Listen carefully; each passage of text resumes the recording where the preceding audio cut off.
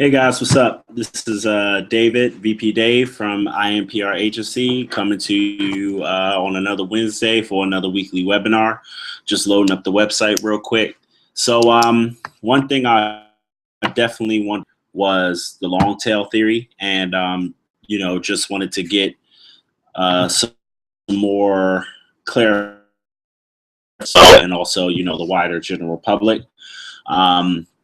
One of the most important things you guys got to understand about the long tail theory, if this can ever load, while we're waiting for things to load, I'll just give you guys a brief overview of what the long tail theory is.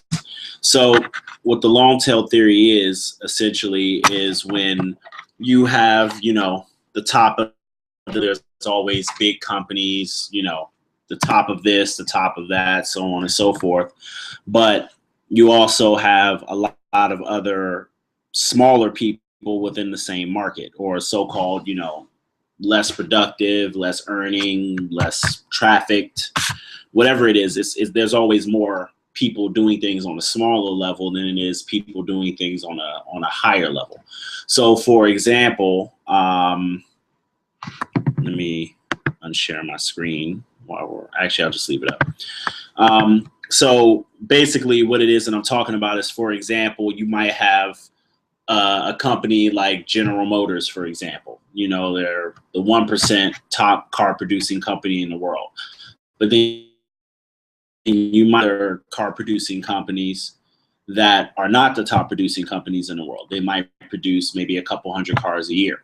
They might produce maybe 10 collectible cars a year. They might not make billions, but millions, The 1% would be, the 1 to 5% would be the, the General Motors and all of their, so forth. And the 99 are smaller manufacturers that are still making money in the market, still going out there doing what they need to do, but they're not the top.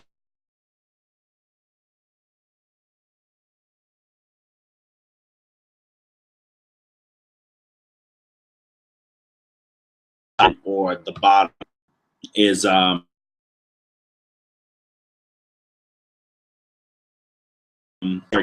if an indie artist or a marketing budget. So I'm trying to load up as to how the long tail theory works. IMPR Agency LLC is a vital resource for artists of all genres, labels and brands. All right, I'll just X that out for now. You need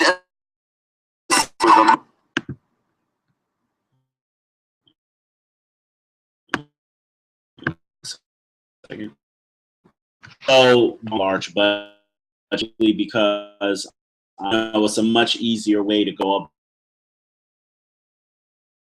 and large scale awareness without come out of pocket with a lot of money. So, for example, if you, for example, come into a market, let's say you're an unsigned rapper and you make conscious, creative hip hop music, for example, there's probably, many hundreds of hip hop blogs that feature that specifically, or there might be many local blogs or a small, local Examiner or Guardian or whatever all over the world that are into that. That would be the market or the niche. That's what we call the niche or the market, or so on and so forth. What we end up doing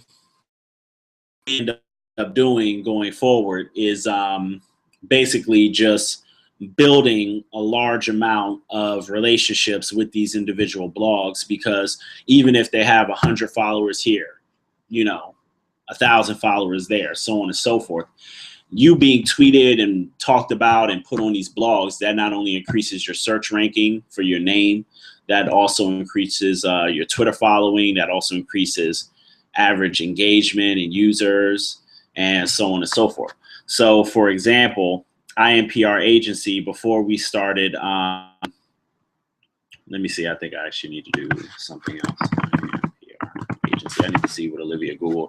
But For example, before we brought back our INPR approved and industry spotlight columns, where we basically give exposure to the indie community, the niche that it is that we are trying to, the niche that we constantly target and we work with specifically, we notice a huge uptick in our reach and awareness. So, for example, as you can see, the impressions have started to go up. They were actually higher earlier today at about 200,000 account reach or so on and so forth. But I believe a week ago, our traffic, the account reach was somewhere around 20,000, and now it's gone up. So as you can see, a lot of our reach has been coming from us, but also from many other people. And each one of these people might have, a few thousand followers here, a few thousand followers there.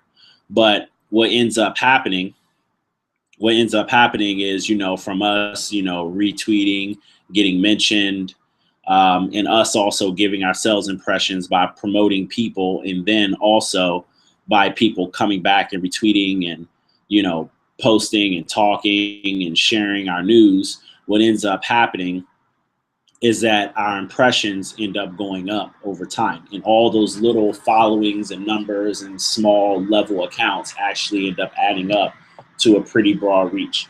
I can remember, summertime is a pretty lean time for the PR industry, so these numbers are kind of low for us.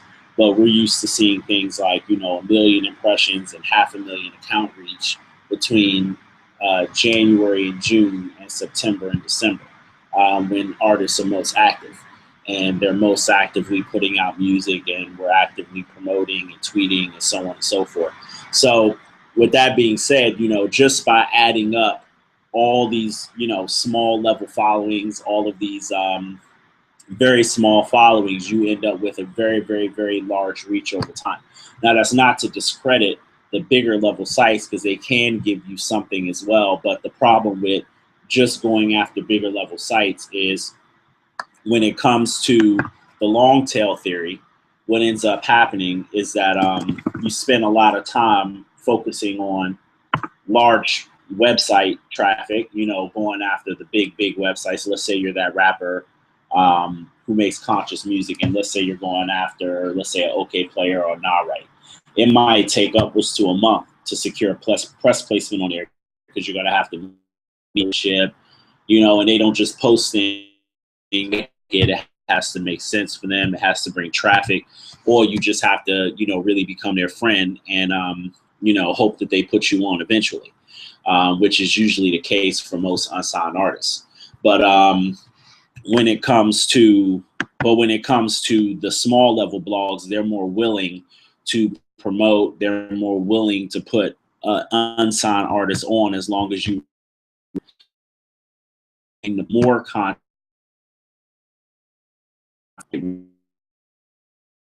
one small early adopters, which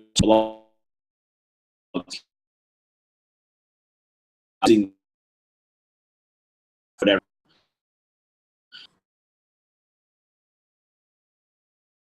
Within 3 months, 10 blogs, which added up to a total following of about 50,000 followers.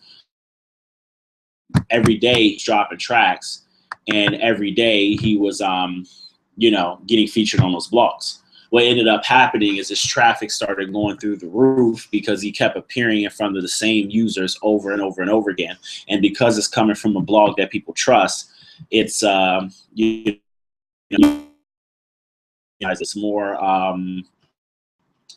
it's more organic, So yes, it takes a little bit of sweat equity, but it's a whole hell of a lot cheaper than advertising, and it actually, gets you fans. Because if these writers and bloggers who write these small blogs, they're primarily fans. They're primarily music fans. Probably don't like what they're hearing on the radio and kind of want to discover something new, or hear something new, The PR that can help you take advantage of that. So for example, you know, we've heard of a lot of other PR companies out there that go about trying to break into the indie market, but we are the first and only that, you know, specializes in this independent musician market specifically, simply because this method has been proven to work over and over and over and over again. So I can even give you guys a case study here. Our client Tubers, for example. For the last, I've been reaching out to OK Player and SOHH about this particular video. The competition featuring Erroneous out in the Bay Area. You know, he's pretty well, I'm thinking it shouldn't be too hard to get a major placement for Tubers, but it turns out, you know, it's the same thing no matter, you know, how much stuff we've got in place on SOHH or OK Player. It's always the case-by-case basis. So I have to go through the whole process every time I got a pitch. I got to call them. Why? Because they're busy. They're too busy working on stuff that they're being paid to do, which is such and such paid for advertising, so they need to work on this blog. So I need to call up, you know, the OK Player offices and say, hey, guys, did you get my email? Oh, I haven't gotten it yet. Let me check back, so on and so forth. It's a whole lot of hemming and hawing just to get them to even look at it. And then once they look at it, then it's a whole lot of hemming and hawing between them and the editors and the writers to decide if they're even going to do it. So 2 weeks have passed by. We put the video on hold for 2 weeks, and we still haven't received a concrete answer. So what I ended up doing is I started going to local Bay Area blogs, and immediately we got 2 placements for them on smaller level, local level blogs. Mob Report Radio is a local online radio community station in the Bay Area out in Oakland. I believe they have about 5,000 or 10,000 followers, so it's not a lot, but you know, they just exposed it, and they also agreed to promote the tour once it's announced and to post the pre-order of the album. So that's a relationship built right there. That's now 3 different pieces of content that is now going out to 5,000 or 10,000 followers each time. So, you know, you add that up over time, and you add that relationship up over time. And let's say I was able to get all 10 of the Bay Area blogs that I pitched to agree to the same thing. You know, before you know it, Tubers won't even be able to walk down the street without people recognizing him and saying, hey, I seen you on this blog. Hey, people who are in that community, people who are in the indie music community. So for example, that would make more sense if they were going and doing open mics. So when they did shows or so on and so forth, they're going to start hearing people say, hey, I saw this video on the blog. It's a dope record. Yeah, I saw this, I saw that.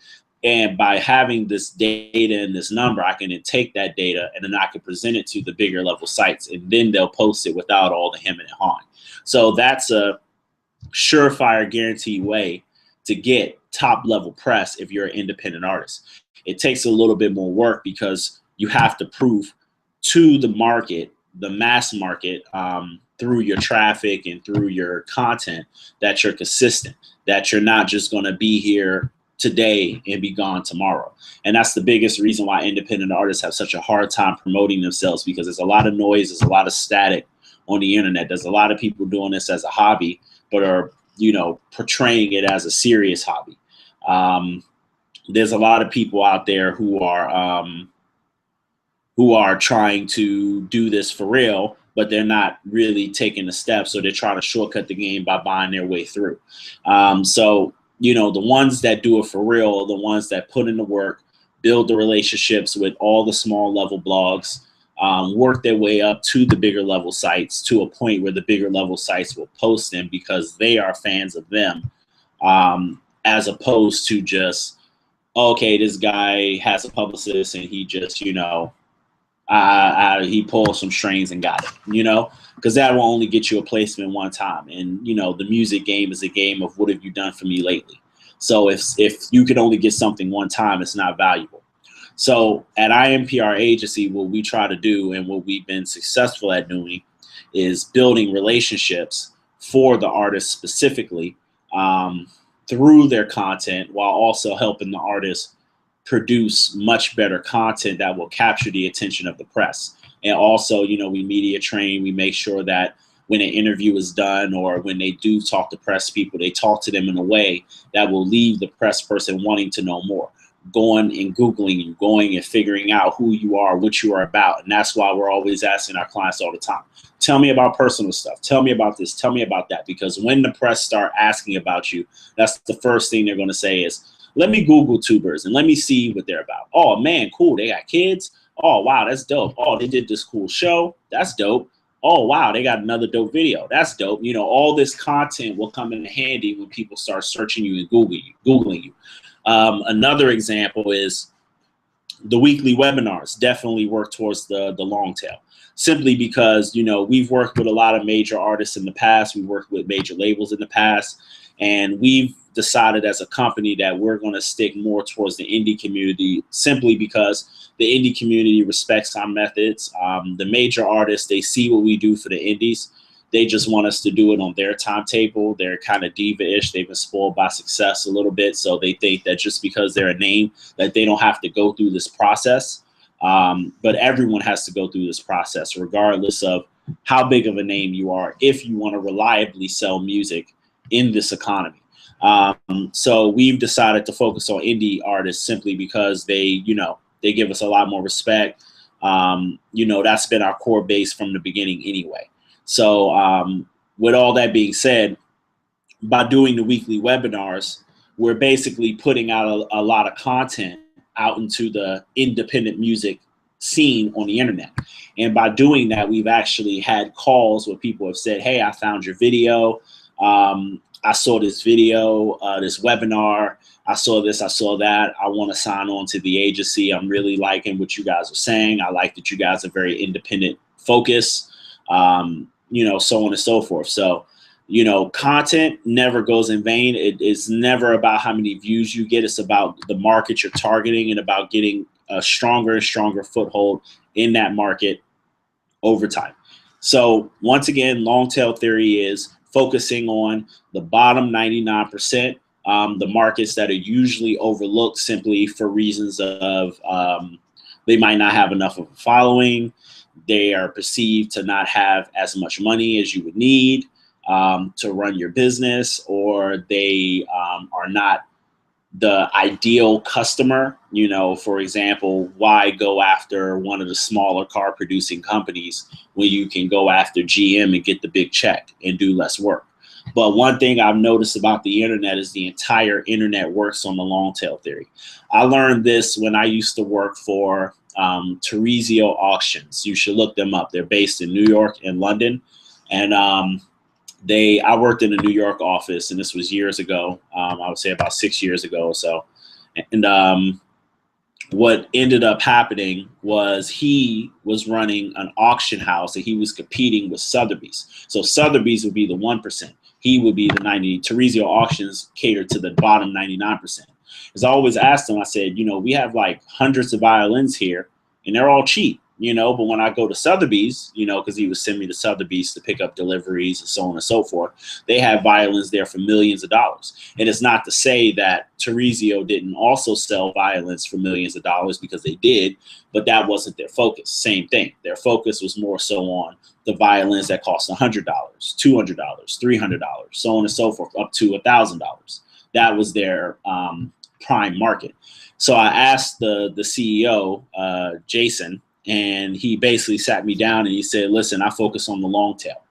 Let Sotheby's have the big, you know, the big tickets. I make more money focusing on the long tail. And I asked him what the long tail was, and he explained it to me the way that I'm explaining it to you. And he said, you know, that's basically when you focus on the market, the bottom 99% that your competitor might not be focusing on because they feel like there's no money there. So for example, he would sell $300 violins, but he would take a small fee on it. But fees added up over hundreds and thousands of purchases, because he would have 40 to 50,000 purchases every month. You know, it adds up. You know, it adds up to a large amount of money. And I was the one who shipped out the violins, so I had to ship out hundreds and hundreds of orders every month.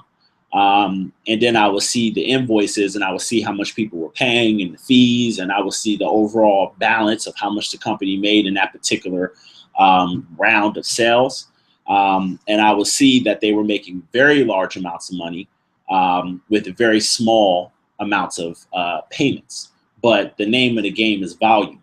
It's not about, so long story short, the long tail theory basically means that it is not about getting one big check or one big look from one big company. It's about getting many small, it's basically like getting $1 from 1 million people. That's what the long tail theory is.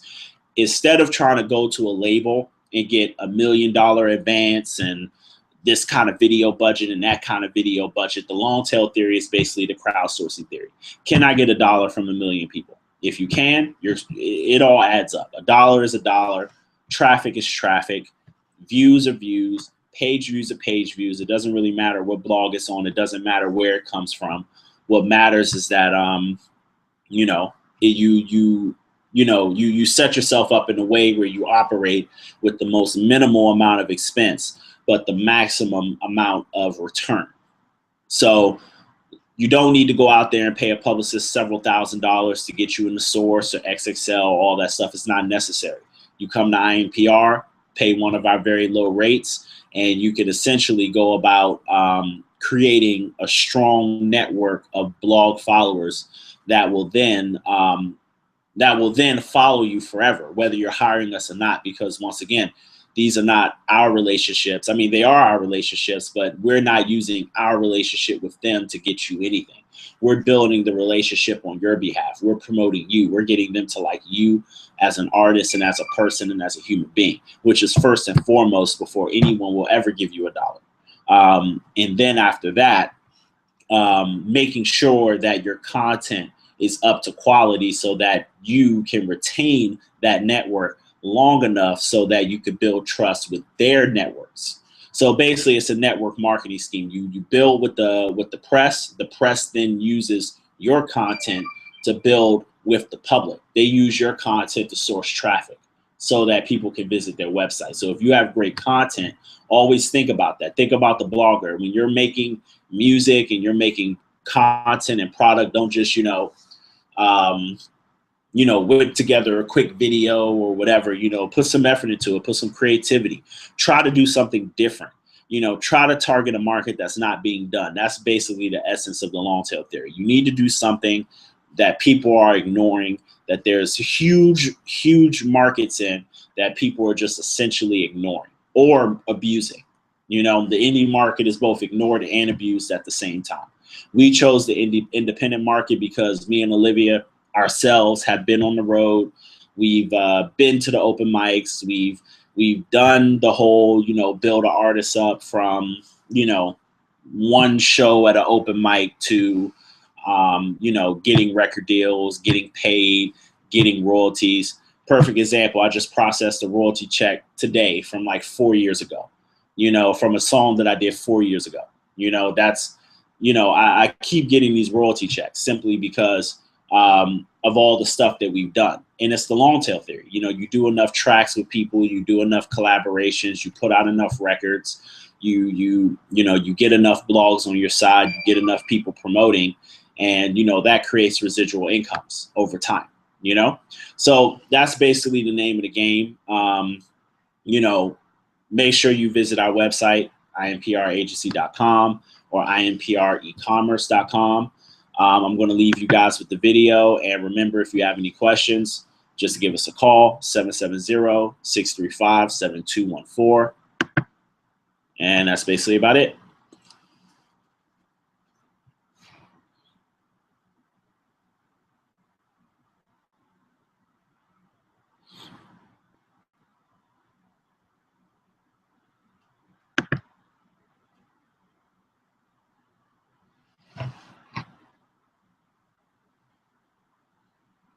I Am PR Agency LLC is a vital resource for artists of all genres, labels and brands globally who need a solution to secure the most amount of impressions on all media platforms, TV, online, print, radio at the most affordable rates. I Am PR Agency not only consults and teach its clients on how to develop, market and monetize their brand, we also provide one of the most important metrics in marketing: reach and awareness. That data is calculated from accumulated reach generated from Twitter reach, Facebook engagement, and email marketing stats. It is through those platforms that the press and general public become fans of your brand over time and get to know you. Your fame score is determined by the level of your